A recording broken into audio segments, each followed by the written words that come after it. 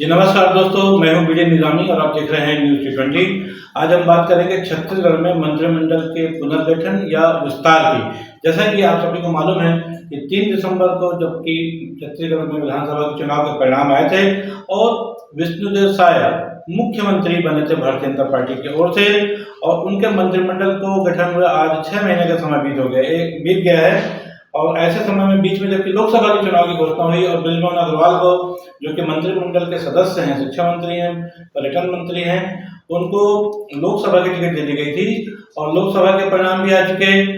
भारी भरकम जीत कहा जाए, सबसे बड़ी जीत छत्तीसगढ़ में अगर किसी लोकसभा सांसद की है तो वो है बृजमोहन अग्रवाल, जो कि अपने पहले ही प्रयास में 5.5 लाख मतों से करीब वो चुनाव जीते हैं।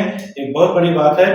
और उसके बाद तभी से ये चर्चा होने लग गई थी कि चूंकि उन्होंने मंत्रिमंडल से इस्तीफा भी दे दिया है अभी लगभग 10 दिन पहले, तो चर्चा शुरू हो गई है। पहले भी चर्चा चल रही थी कि लोकसभा में जाना उनका तय है, तो उसके बाद उनकी जगह मुख्यमंत्री कौन बनेगा। और इस हिसाब से देखा जाए कि इस सिलसिले में मुख्यमंत्री विष्णुदेव साय पिछले दिनों दिल्ली भी गए थे। खबर ये भी है कि वहां पर आला कमान से, मतलब जेपी नड्डा, अमित शाह, प्रधानमंत्री सबसे मुलाकात करके उन्होंने ग्रीन सिग्नल दे दिया, हरी झंडी उनको मिल चुकी है मंत्रिमंडल के पुनर्गठन की।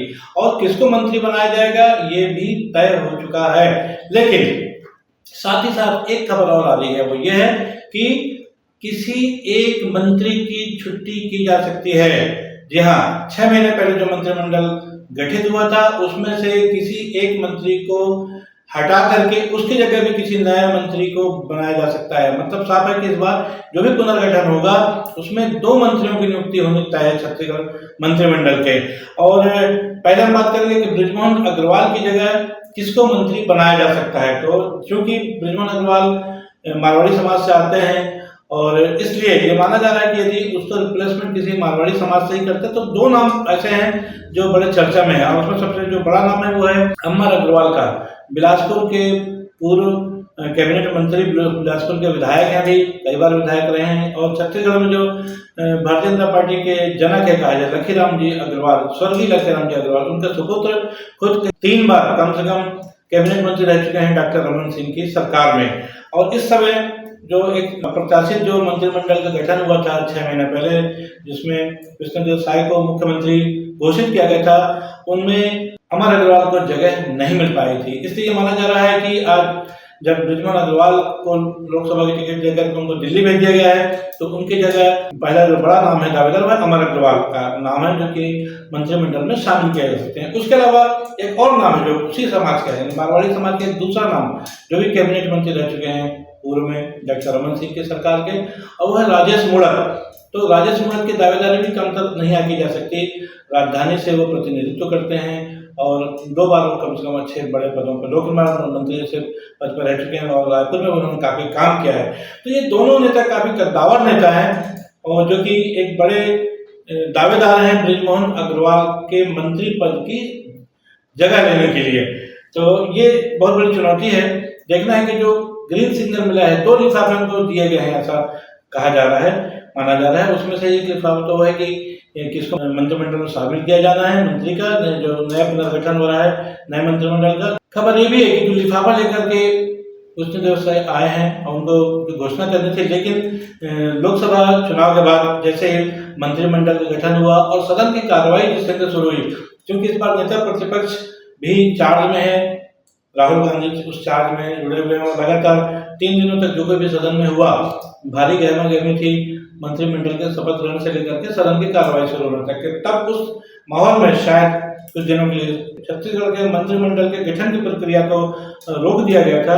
और अब जबकि सदन की कार्रवाई स्थगित हो चुकी है दिल्ली में और ये माना जा रहा है कि विष्णुदेव साय किसी भी दिन अपने मंत्रिमंडल पुनर्गठन की घोषणा कर सकते हैं। अब सवाल यह है कि जो दूसरा लिफाफा जिसमें यह है कि एक मंत्री की छुट्टी होनी है, जो वर्तमान मंत्रिमंडल है छत्तीसगढ़ सरकार का, तो वो मंत्री कौन है? सबसे बड़ा सवाल यह है कि वो मंत्री कौन है।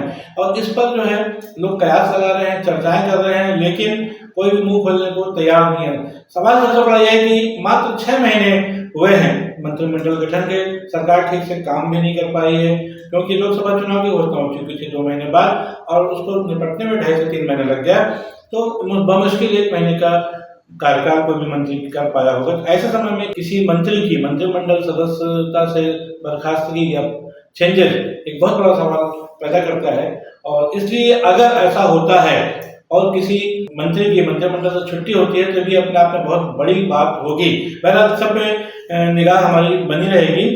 लेकिन इसके साथ ही अब एक दूसरा सवाल जो आ रहा है वो ये है कि चूंकि बृजमोहन अग्रवाल लोकसभा से सांसद बन गए हैं तो उनकी जगह पर विधानसभा में कौन जाएगा, और इसको लेकर के माना जा रहा है कि कम से कम 3 नाम ऐसे चल रहे हैं जो कि सीट के प्रबल दावेदार हैं। उसमें सबसे जो पहला नाम है वो है सुनील सोनी का, जो कि पिछले 2019 के चुनाव में रायपुर लोकसभा के सांसद थे और इस बार उनके टिकट काट करके बृजमोहन अग्रवाल को दे दी गई थी। तो उनके जो समर्थक हैं सुनील सोनी के, उनका दावा है कि या तो उनसे बातचीत होगी या उनको इशारा कर दिया या उनको सांत्वना दी गई थी कि आपको बृजमोहन अग्रवाल के जाने के बाद आपको यहाँ पर चुनाव लड़ाया जा सकता है, तो उसको भी आश्वस्त बैठे हैं। उसके अलावा जो दूसरा नाम है वो है भारतीय जनता पार्टी के प्रदेश प्रवक्ता संजय श्रीवास्तव का। संजय श्रीवास्तव जो कि पहले जो नगर निगम में भाजपा की सरकार थी उसमें सभापति रह चुके हैं, वर्तमान में भाजपा के प्रदेश के प्रवक्ता हैं और एक अच्छे जनाधार वाले नेता हैं। अच्छा उनका स्थानीय शहर में काफी नाम है और उनके पीछे एक बड़ी लॉबी भी है। तो संजय श्रीवास्तव भी एक दावेदार हैं बृजमोहन अग्रवाल की जगह लेने के लिए।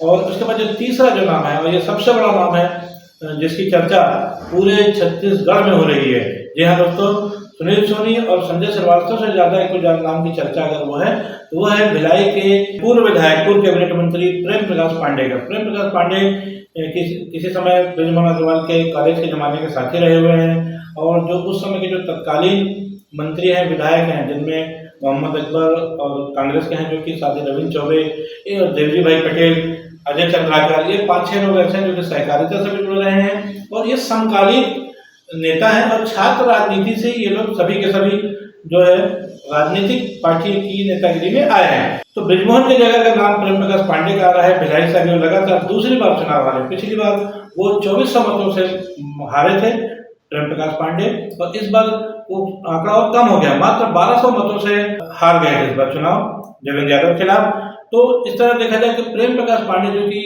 कॉलेज के सखा हैं बृजमोहन अग्रवाल के और इसलिए इस सीट पर वो भी दावेदारी कर रहे हैं। वो विधानसभा के स्पीकर भी रह चुके हैं, जबकि पहली बार डॉक्टर रमन सिंह की सरकार बनी थी 2003 से 8 तक में। इसके अलावा चूंकि काफी सीनियर हैं, दावेदारी उनका कर रहे हैं और उनकी जो बृजमोहन अग्रवाल से अंतरंगता है, आज से लगभग हमको 40-45 साल हो रहे हैं बल्कि कहा जाए, तब से साथ है। और ये भी पता चला है कि बृजमोहन अग्रवाल जब वो सांसद निर्वाचित हो गए थे तो अपने साथ दिल्ली ले गए थे प्रेम प्रकाश पांडे को।